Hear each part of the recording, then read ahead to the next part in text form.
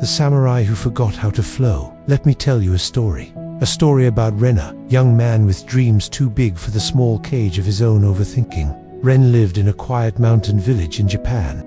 Every morning he watched people move with purpose, farmers heading to the fields, merchants opening their shops, students rushing with books in hand. Everyone seemed to know where they were going. Everyone, except him. Ren wanted a meaningful life. He wanted to learn a craft, build something of his own, become someone he could be proud of. But his mind was loud, filled with questions, doubts, and fears. What if I fail? What if I'm not good enough? What if people laugh? What if I start and still end up nowhere? And so he did nothing. He thought, planned, analyzed, yet never acted. Days became weeks, weeks became months, and Ren remained stuck in exactly the same place.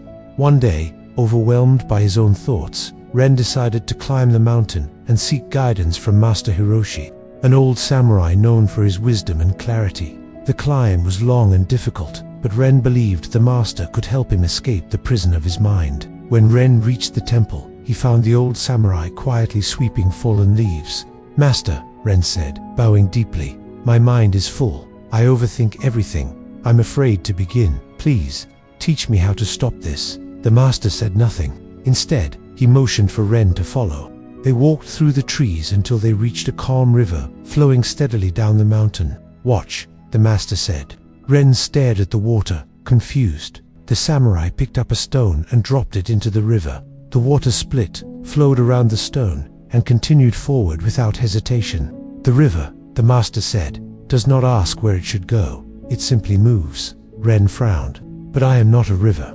I think too much." The master knelt by the water. "That is because," he said, "your mind is too full. Not full of knowledge, but full of fear." He continued, "Samurai long ago practiced Kuno Sekai, the world of emptiness. Emptiness does not mean having no thoughts. It means having no interference." Ren listened. "In battle," the master said, "if a samurai overthinks, he dies.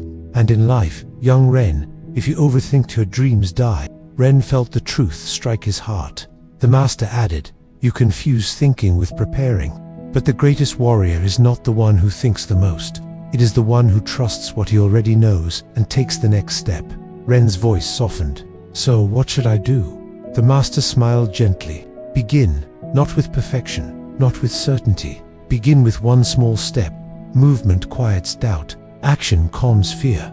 Clarity appears only after you start." The river continued, flowing beside them, steady, unhurried, unstoppable. Ren looked at it differently now. It didn't know its final destination, yet it moved with confidence. It trusted the path would reveal itself, and for the first time, Ren felt a shift inside. He thanked the master, bowed, and returned to the village. But this time, he didn't wait for the perfect moment. He didn't try to plan every detail. He simply started. One small action each morning, one simple step toward the life he wanted. And slowly, the noise in his mind softened. The fear shrank. The path grew clearer with each motion. Ren didn't transform overnight, but he transformed because he finally moved. And that is how life works. You don't need to eliminate fear. You don't need to feel completely ready. You only need to begin, like the river that flows without knowing the ocean, yet always finds it.